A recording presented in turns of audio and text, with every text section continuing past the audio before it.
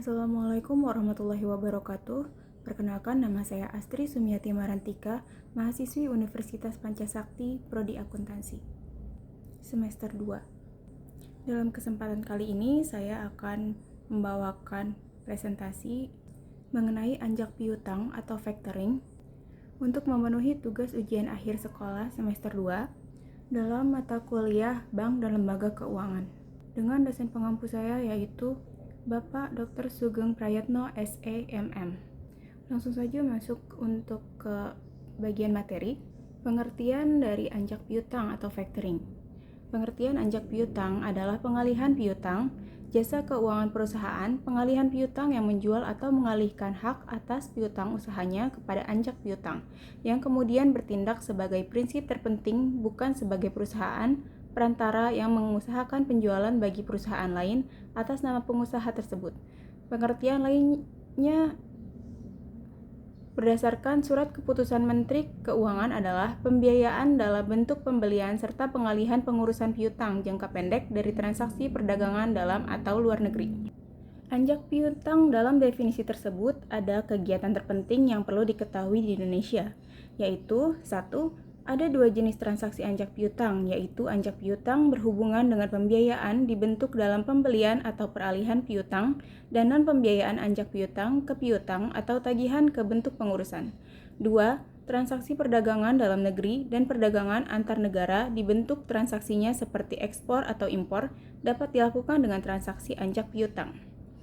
3. Objek pembiayaan dalam anjak piutang berupa piutang atau bisa dilakukan dengan tagihan jangka pendek pada transaksi perdagangan luar maupun dalam negeri yang ada di perusahaan.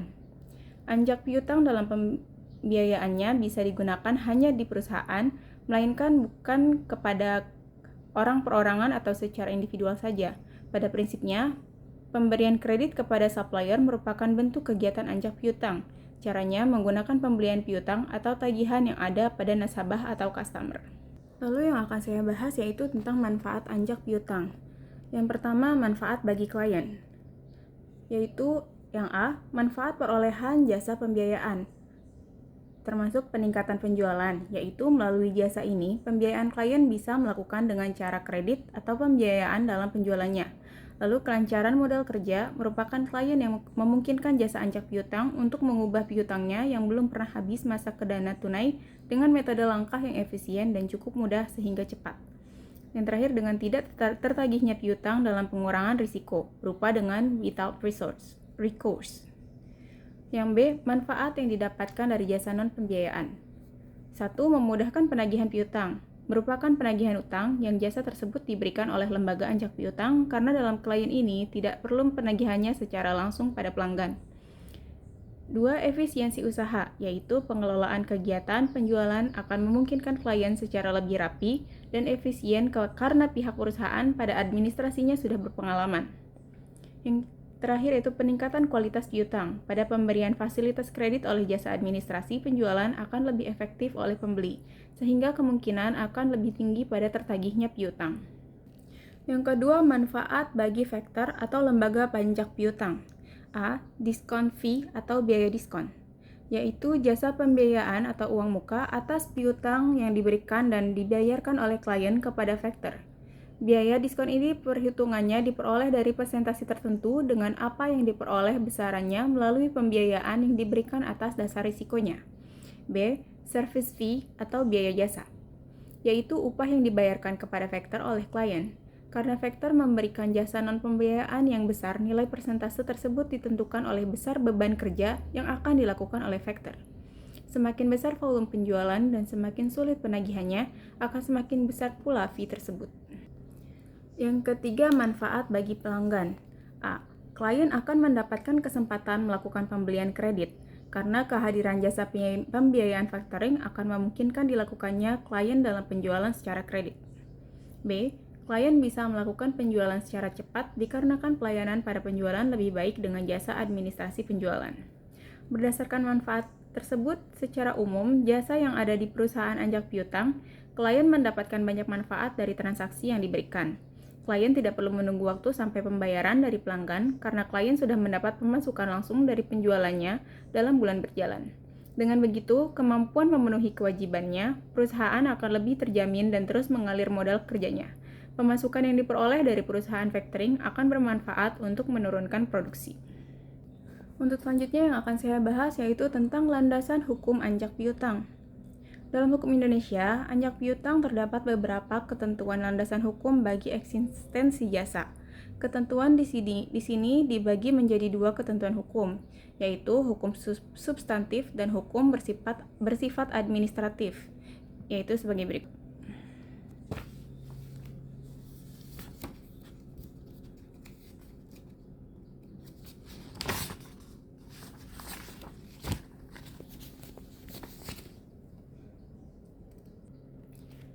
Yang pertama, hukum substantif murni. Dasar hukum substantif murni. Dasar hukum substantif murni yang menjadi dasar hukumnya bagi kegiatan anjak piutang yaitu asas kebebasan berkontrak. Maksudnya yaitu ada kitab di dalamnya tercermin hukum dari ketentuan tersebut berupa pasal 1338 KUH Perdata yang menyebutkan bahwa persetujuan yang dibuat secara itu semua berlaku pada undang-undang buat mereka yang sudah membuatnya. Pasal ini juga mengandung arti sesungguhnya semua pihak yang tergabung dalam sebuah perjanjian ini sudah dapat menyetujui apapun antara mereka. B. Dasar hukum substantif bertendensi prosedural. Di dalam KUH Perdata dan KUH Dagangan terdapat dasar hukum substantif bertendensi prosedural. Di dalamnya terdapat ketentuan-ketentuan KUH Perdata yang akurat dengan kegiatan anjak piutang, yaitu 1. Pasal 613 KUH Perdata mengatur pengalihan piutang, 2. Pasal 1459, 1491, 1493, 1495, dan 1533 mengatur penjualan piutang. Yang ketiga, pasal 174 sampai dengan pasal 117 KUHD mengatur tentang surat kesanggupan. 2. Dasar hukum administratif. A. Dalam tingkatan undang-undang.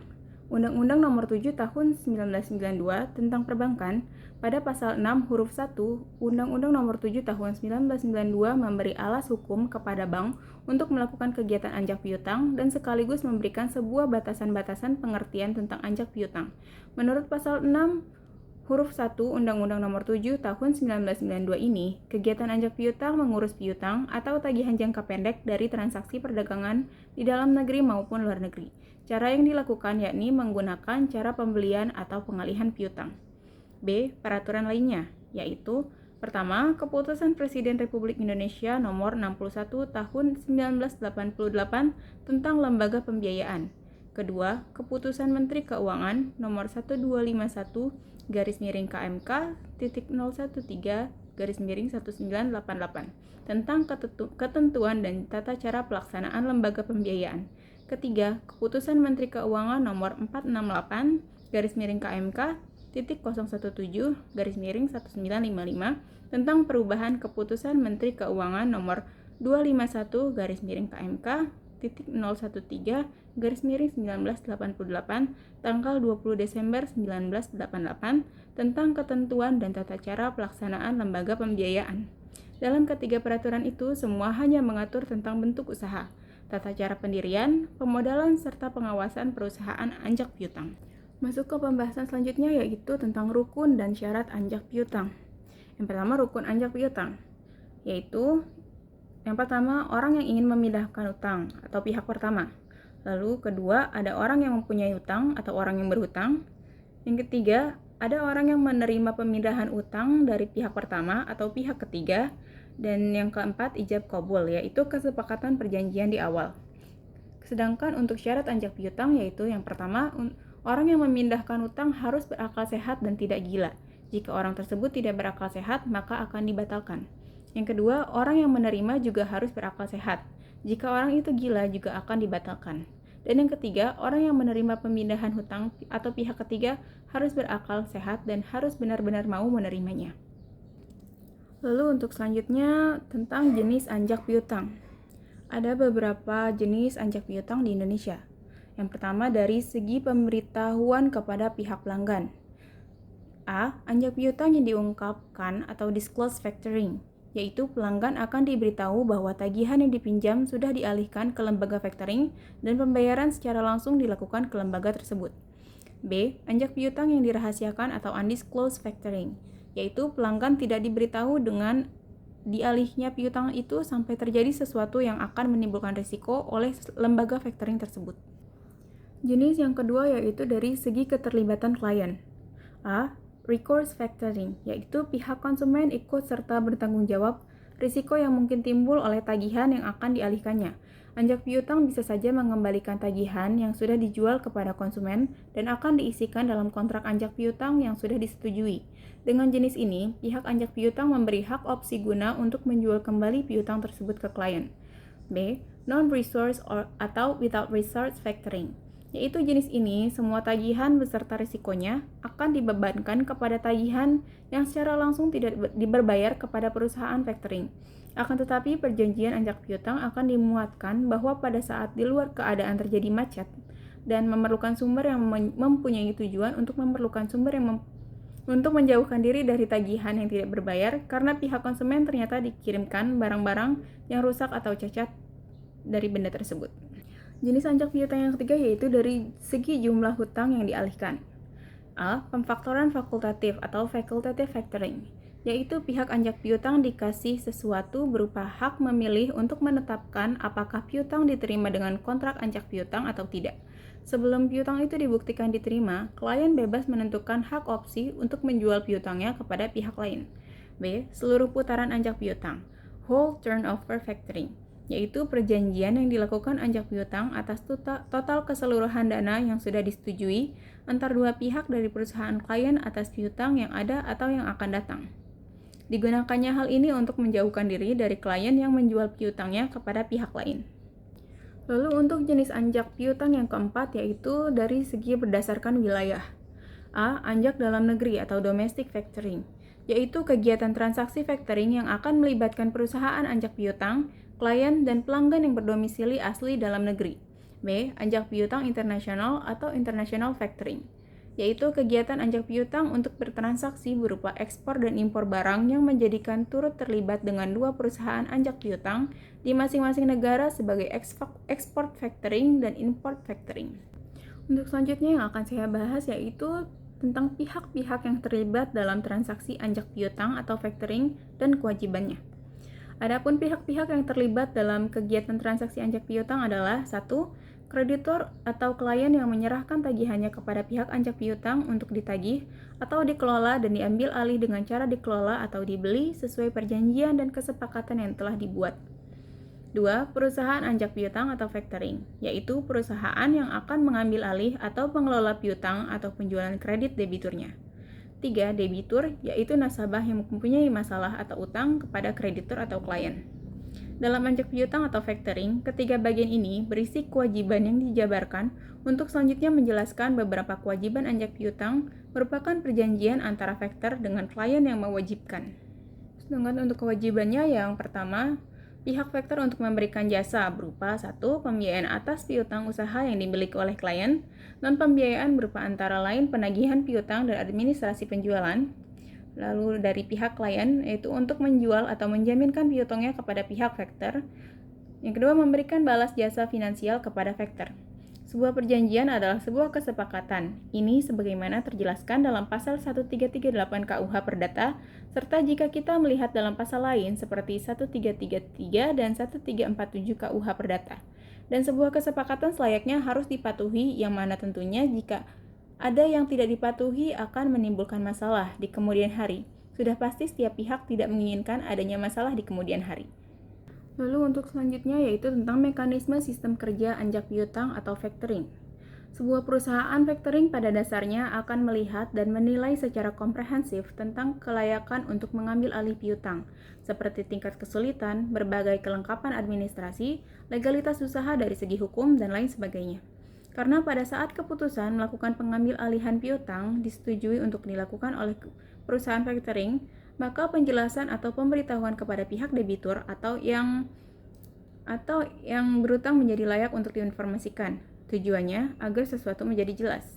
Selanjutnya, pihak piutang cukup berhubungan dengan perusahaan factoring saja tanpa perlu berhubungan lagi dengan pihak debitur atau yang berutang.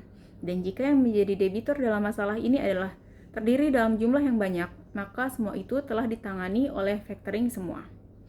Bagi pebisnis domestik sering mempergunakan factoring sebagai solusi dalam berdagang dengan para kliennya. Adapun mekanisme perdagangan domestik dengan factoring adalah sebagai berikut. Yang pertama, penjual atau klien menyerahkan barang kepada pembeli atau customer. Lalu pembeli menyerahkan fotokopi invoice kepada penjual. Kemudian klien menyerahkan fotokopi invoice kepada perusahaan factoring. Perusahaan factoring segera membayar sampai 80% dari nilai kepada pembeli, lalu pembeli membayar tagihan tadi kepada perusahaan factor. Dan perusahaan factor mengembalikan sisa pembayaran atau refund kepada penjual sebesar 20% dari nilai invoice yang dikurangi fee yang telah disepakati bersama dalam kontrak factoring. Adapun beberapa keuntungan perusahaan factoring. Bagaimanapun, factoring ini adalah sejenis perusahaan yang juga memiliki dua konsep dasar, yaitu profit dan continuity. Dua poin ini dilihat sebagai kekuatan dasar yang dipakai untuk menentukan berbagai keputusan, baik keputusan jangka pendek dan jangka panjang. Artinya, perusahaan factoring juga memperoleh sejumlah keuntungan dan mengurus atau menjembatani sebagai penyelesaian urusan tersebut. Secara umum, hubungan fee yang diperoleh oleh perusahaan factoring adalah 2% sampai dengan 4%. Namun, jika tingkat kesulitan yang piutang atau diselesaikan tersebut adalah begitu sulit, maka kemungkinan fee di angka 4%. Artinya, penetapan fee bersifat sangat fleksibel berdasarkan pada kenyataan di lapangan. Yang pasti sebelumnya, pihak factoring telah melakukan survei dan meeting dengan kalangan internal sebelum diputuskan. Untuk selanjutnya yang akan dibahas yaitu tentang konsekuensi anjak piutang. Dalam pihak debitur, akibat hukum yang berada dalam perjanjian anjak piutang ialah tergantung jenis anjak piutang yang diajukan oleh pihak dalam pembuat perjanjian, yaitu berdasarkan risiko dan tanggung jawab klien. Jenis anjak piutang tersebut yaitu resource factoring, yaitu klien di sini akan menanggung risiko apabila nasabah tidak memenuhi kewajibannya. Jadi, perusahaan tersebut akan mengembalikan pembayaran yang bertanggung jawab membayar piutang kepada klien atas tidak tertagihnya piutang tersebut. Yang kedua, without resource factoring, yaitu perusahaan akan menanggung risiko apabila nasabah tidak memenuhi kewajibannya. Jadi, pihak klien tidak akan bertanggung jawab buat melunasi piutang tidak tertagih tersebut dari nasabah. Maka dari itu, akibat hukum yang akan timbul dalam perjanjian ini ialah tergantung dari jenisnya anjak piutang yang dipilih oleh pihak masing-masing dalam perjanjian, yaitu resource factoring atau without factoring. Masuk ke pembahasan terakhir yaitu tentang penyebab berakhirnya anjak piutang. Berikut beberapa hal yang menyebabkan anjak piutang kurang berkembang. Yang pertama, yaitu risiko pasar, yaitu risiko yang muncul dan bisa dilihat dari posisi neraca dan rekening administratif. Akibat risiko pasar ini melibatkan perubahan dari kondisi pasar, termasuk harga ketentuan. Risiko pasar terdiri dari suku bunga, nilai tukar, ekuitas, dan komoditas. Yang kedua, risiko yang memenuhi kewajiban membayar hutang ini muncul karena bank tidak mampu memenuhi kewajiban membayar yang sudah jatuh tempo dalam jangka pendek dari arus kas atau aset cair berkualitas tinggi yang dapat digunakan. Kondisi keuangan dari perusahaan anjak piutang tidak mengganggu aktivitas. Yang ketiga, risiko operasional merupakan risiko yang ketidakcukupan proses internalnya, kesalahan manusia sendiri, kegagalan dalam sistem, adanya kejadian dari luar dugaan yang mempengaruhi operasional perusahaan anjak piutang. Yang keempat, risiko hukum, yaitu risiko yang timbul dari tuntutan hukum dari kelemahan aspek hukum. Timbulnya risiko ini bisa terjadi karena tidak adanya peraturan perundang-undangan yang mendasari serta kelemahan yang telah ditetapkan oleh pihak terkait. Yang kelima, risiko strategik merupakan risiko yang terjadi karena ketidak tepat waktunya perusahaan anjak piutang dalam mengambil sebuah keputusan strategik dan gagal dalam mengantisipasi pada perubahan lingkungan bisnis yang sudah ada. Yang keenam, risiko kepatuhan merupakan lembaga anjak piutang yang timbul karena tidak mematuhi atau tidak melaksanakan peraturan perundang-undangan yang sudah berlaku. Dalam hal ini, pemerintah menetapkan regulasi dan otoritas jasa keuangan. Yang ketujuh, risiko reputasi, yaitu akibat yang muncul karena menurunnya tingkat kepercayaan stakeholder yang sumbernya dari persepsi negatif terhadap lembaga keuangan anjak piutang dan keberadaannya mungkin kurang terkenal di kalangan masyarakat. Dan yang terakhir, risiko kredit, yaitu penilaiannya kepada risiko inherent atas kredit. Demikian yang dapat saya sampaikan tentang materi dari anjak piutang atau factoring yang saya dapatkan dari Bapak Dr. Sugeng Prayatna, SIMM, di semester 2 ini tentang ajak piutang tersebut. Untuk kurang dan lebihnya mohon maaf, ini murni dari kesalahan saya sendiri. Selebihnya sekian dari saya. Wassalamualaikum warahmatullahi wabarakatuh.